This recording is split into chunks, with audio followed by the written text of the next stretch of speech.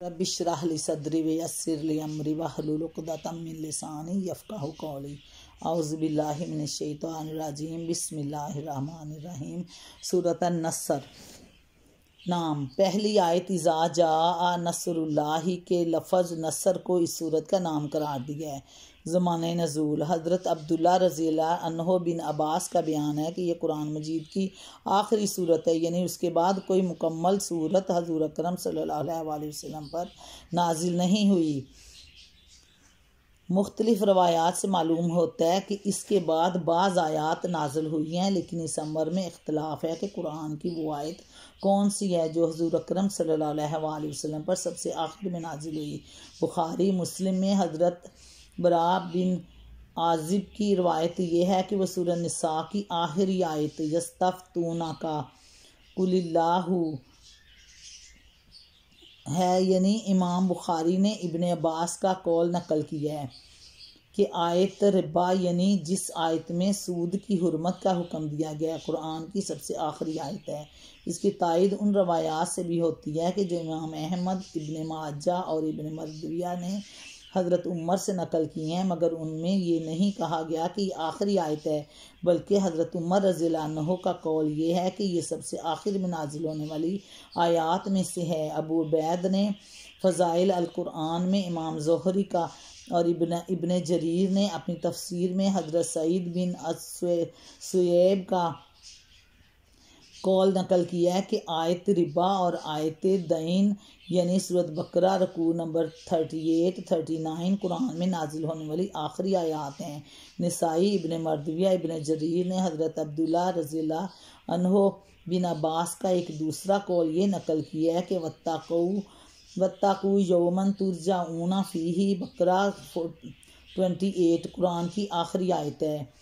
अल-फरियाबी ने अपनी तफसीर में इब्ने अब्बास का जो कौल नकल किया है इसमें ये इजाफ़ा किया है कि यह आयत हज़ूर अकरम सल्लल्लाहु अलैहि वसल्लम की वफ़ात से 81 दिन पहले नाजिल हुई थी। और सईद बिन जुबैर का कौल जो इब्ने अबी हातिम ने नकल किया है उसमें इस आयत के नज़ूल और हज़ूर सल्लल्लाहु अलैहि वसल्लम की वफ़ात के दरमियान सिर्फ़ 9 दिन का फ़सल बयान किया है।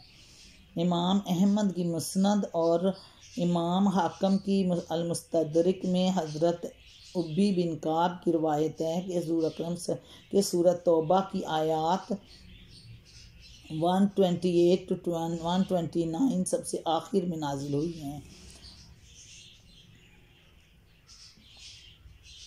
और तुम्हारी इज़्ज़तें एक दूसरे पर उसी तरह हराम है जिस तरह ये दिन और ये मकाम हराम है।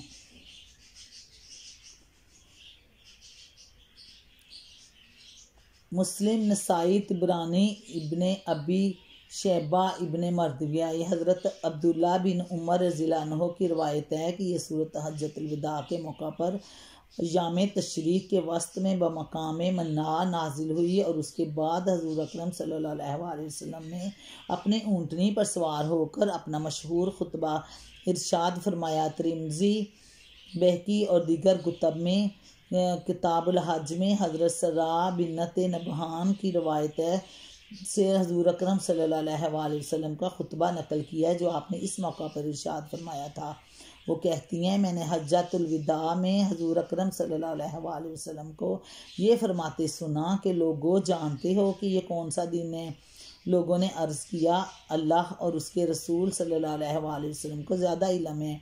फरमाया, ये अय्याम तशरीक के बीच का दिन है। फिर आपने फरमाया, जानते हो ये कौन सा मकाम है। लोगों ने अर्ज़ किया, अल्लाह और उसके रसूल को ज़्यादा इल्म है। फरमाया, मुशअरे हराम है। फिर हज़ूर अकरम सल्लल्लाहु अलैहि वसल्लम ने फरमाया, मैं नहीं जानता, शायद इसके बाद मैं तुमसे ना मिल सकूं।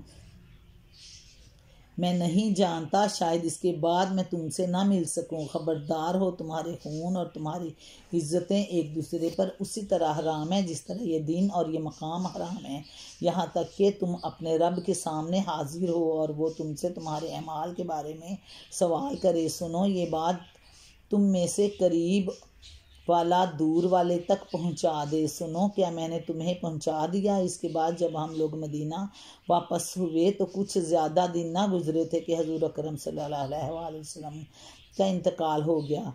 इन दोनों रवायतों को मिलाकर देखा जाए तो मालूम होता है कि सूरह नसर के नज़ूल और रसूल पाक सल्लल्लाहु अलैहि वसल्लम की वफ़ात के दरमियान 3 महीने कुछ दिन का फसल था, क्योंकि तारीख की रूह से हज्जतुल विदा और हजूर अकरम सल्लल्लाहु अलैहि वसल्लम के विसाल के दरमियान इतना ही ज़माना गुजरा था। इब्ने अब्बास रज़ियल्लाहु अन्हु का बयान है कि जब ये सूरत नाजिल हुई तो हजूर अकरम सल्लल्लाहु अलैहि वसल्लम ने फरमाया, मुझे मेरी वफ़ात की खबर दे दी गई है और मेरा वक्त आन पूरा हुआ। मुस्नद अहमद, इब्न जरीर, इब्न मंजर, इब्न मर्दविया, दूसरी रवायात जो हज़रत अब्दुल्ला रज़ियल्लाहु अन्हु बिन अब्बास रज़ियल्लाहु अन्हु से मनकूल हुई, उनमें बयान किया कि इस सूरत के नज़ूल से हजूर अकरम सल्लल्लाहु अलैहि वसल्लम ने ये समझ लिया था कि आप सल्लल्लाहु अलैहि वसल्लम को दुनिया से रुखसत होने की इत्तला दे दी गई है। मुस्नद अहमद, इब्न जरीर, तिब्रानी, नसाई, इब्न अबी हातम, इब्न मर्दविया। उम्मुल मोमिनीन हज़रत उम्मे हबीबा रज़ियल्लाहु अन्हा फरमाती हैं कि जब ये सूरत नाजिल हुई तो हजूर अकरम सल्लल्लाहु अलैहि वसल्लम ने फरमाया, इस साल मेरा इंतकाल होने वाला है। ये बात सुनकर हज़रत फ़ातिमा रज़ियल्लाहु अन्हा रो दी। इस पर आप सल्लल्लाहु अलैहि वसल्लम ने फरमाया, मेरे ख़ानदान में से तुम ही सबसे पहले मुझसे आकर मिलोगी। ये सुनकर वो हंस दी और इब्ने अबी हातम, इब्ने मर्दविया करीब करीब इसी मजमून की रवायत बहकी ने इब्ने अब्बास से नकल की है। इब्ने अब्बास रज़ियल्लाहु अन्हु फरमाते हैं कि हज़रत उमर रज़ियल्लाहु अन्हु मुझे ग़ज़वा बदर में शरीक होने वाले बड़े बड़े शयूख के साथ अपनी मजलिस में बुलाते थे। ये बात बाज़ बुज़ुर्गों को नागवार गुजरी और उन्होंने कहा कि हमारे लड़के भी तो हैं इस लड़के जैसे, इसको ख़ास तौर पर क्यों हमारे साथ शरीक मजलिस किया जाता है। इमाम बुखारी और इब्ने जरीर ने तसरीह की है कि ये बात कहने वाले हज़रत अब्दुर्रहमान रज़ियल्लाहु अन्हु बिन औफ थे। हज़रत उमर रज़ियल्लाहु अन्हु ने फरमाया कि इल्म के लिहाज से इसका जो मकाम है वो आप लोग जानते हैं। फिर एक रोज़ उन्होंने शयूख़ बदर को बुलाया और मुझे भी उनके साथ बुला लिया। मैं समझ गया कि आज मुझे ये दिखाने के लिए बुलाया गया कि मुझको इनकी मजलिस में क्यों शरीक किया जाता है। दौरान गुफ्तगू हज़रत उमर रज़ियल्लाहु अन्हु ने शयूख़ बदर रज़ियल्लाहु अन्हु से पूछा कि आप हज़रात इज़ा जाअ नस्रुल्लाहि वल फ़तहु के बारे में क्या कहते हैं। बाज़ ने कहा, इसमें हमें हुक्म दिया गया है कि जब अल्लाह की नुसरत आए और हमको फ़तह नसीब हो तो हम अल्लाह की हम्मद और उससे इस्तग़फ़ार करें। बाज़ ने कहा, इससे मुराद शहरों और किलों की फ़तह है। बाज़ खामोश रहे। इसके बाद हज़रत उमर रज़ियल्लाहु अन्हु ने कहा, इब्ने अब्बास रज़ियल्लाहु अन्हु, क्या तुम भी यही कहते हो। मैंने कहा, नहीं। उन्होंने पूछा, फिर तुम क्या कहते हो। मैंने अर्ज़ किया, इससे मुराद रसूल अकरम सल्लल्लाहु अलैहि वसल्लम की अजल है। इसमें हजूर अकरम सल्लल्लाहु अलैहि वसल्लम को ख़बर दी गई कि जब अल्लाह की नुसरत आ जाए और फ़तह नसीब हो जाए तो ये बात इस बात की अलामत है कि आप सल्लल्लाहु अलैहि वसल्लम का वक्त आन पूरा हुआ। इसके बाद आप अल्लाह की हम्मद और इस्तग़फ़ार करें। इस पर हज़रत उमर रज़ियल्लाहु अन्हु ने फरमाया, मैं भी उसके सिवा कुछ नहीं जानता जो तुमने कहा है। एक रवायत में इस पर यह इजाफ़ा है कि हज़रत उमर ने शयूख़ बदर से फरमाया, आप लोग मुझे कैसे मलामत करते हैं जबकि इस लड़के को इस मजलिस में शरीक करने की वजह आपने देख ली। बुखारी, मसनद अहमद, तिरमिज़ी, इब्न जरीर, इब्न मर्दविया, बग़वी, बहकी, इब्न मुंज़र।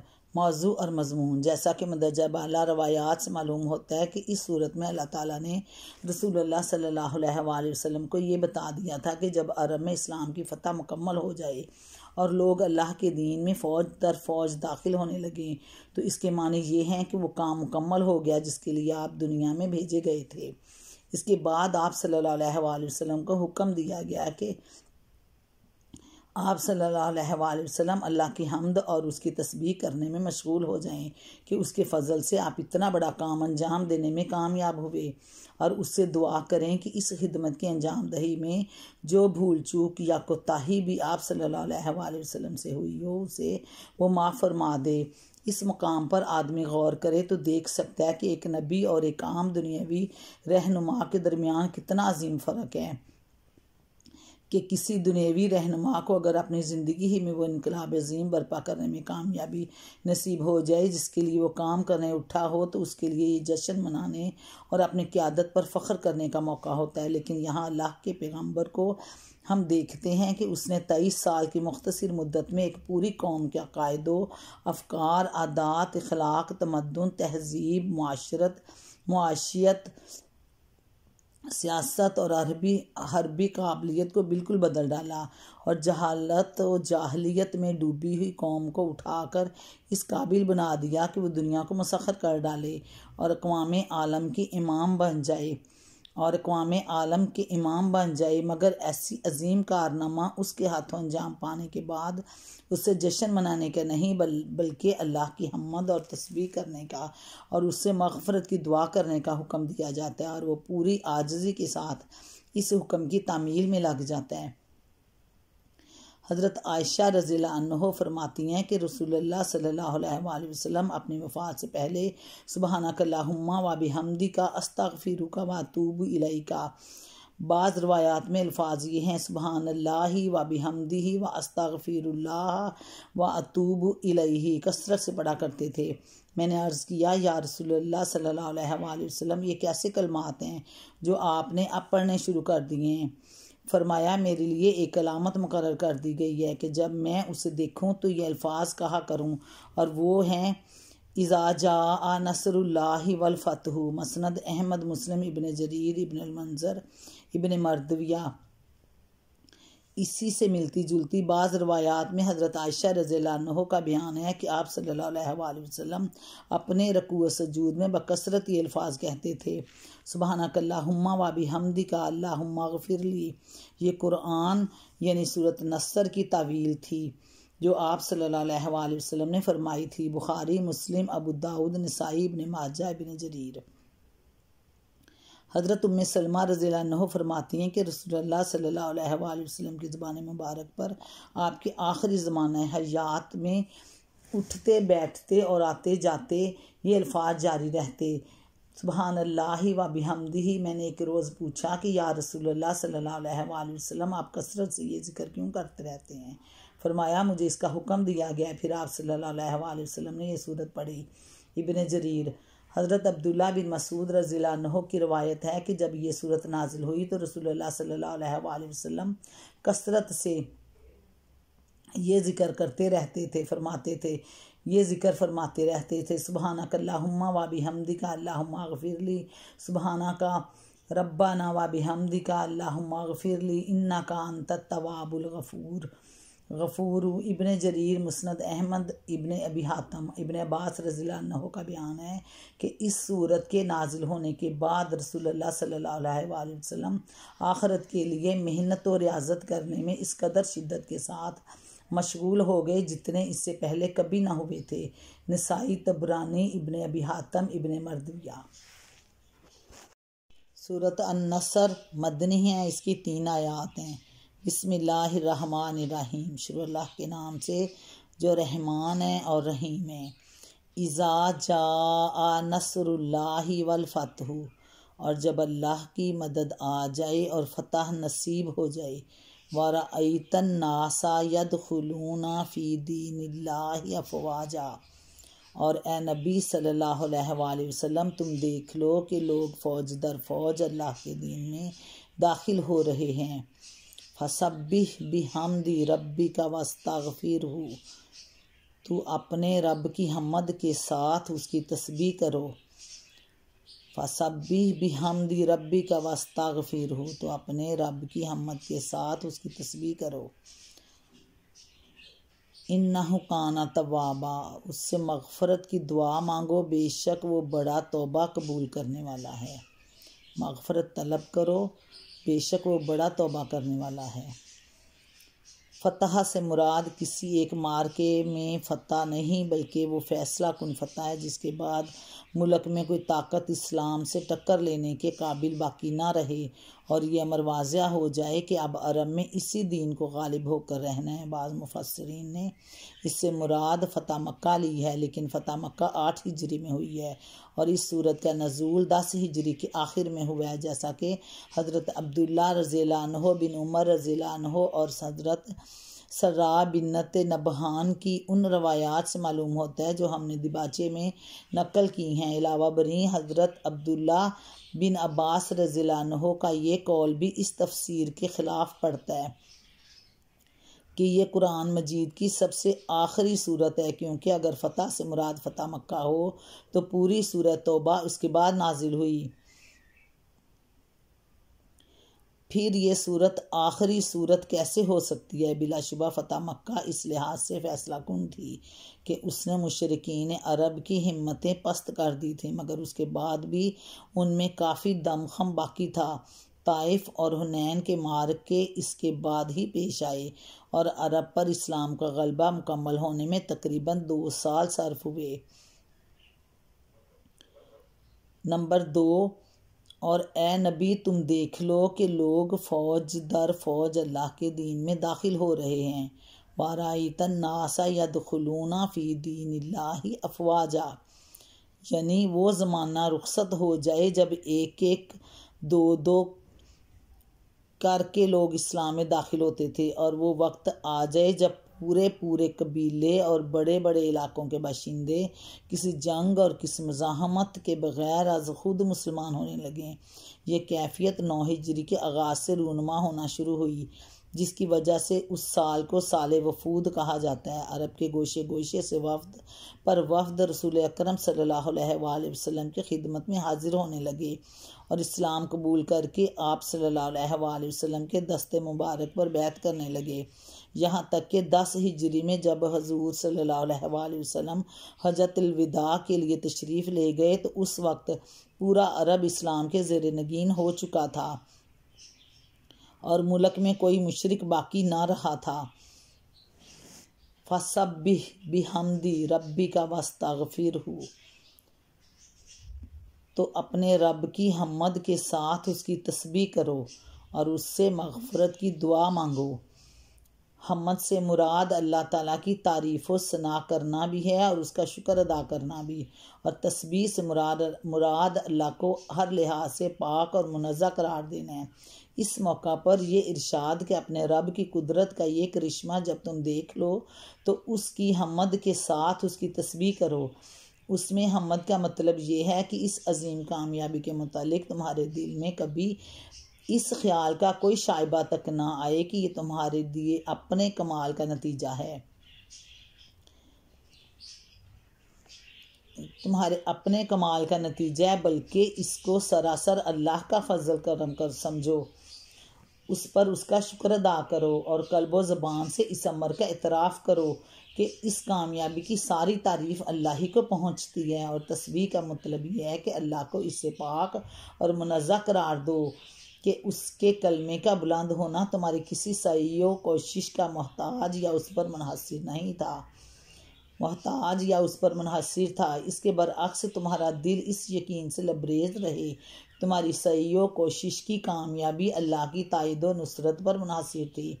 वो अपने जिस बंदे से चाहता अपना काम ले सकता था, और ये उसका एहसान है कि उसने ये खिदमत उनसे ली और तुम्हारे हाथों अपने दीन का बोलबाला कराया। इसके अलावा तस्बीह यानी सुबहान अल्लाह कहने में एक पहलू ताज्जुब का भी है। जब कोई मुहय्यरुल अकूल वाक़या पेश आता है तो आदमी सुबहान अल्लाह कहता है और उसका मतलब ये होता है कि अल्लाह ही की कुदरत से ऐसा हैरत अंगेज़ वाक़या रूनुमा हुआ है, वरना दुनिया की किसी ताकत के बस में ना था कि ऐसा करिश्मा उससे सादर हो सकता। इन्नहु काना तवाबा फसब्बि बिहम्दि रब्बिका वस्तगफिरहु इन्नहु काना तवाबा, उससे मग़फ़िरत की दुआ मांगो, बेशक वो बड़ा तौबा कबूल करने वाला है।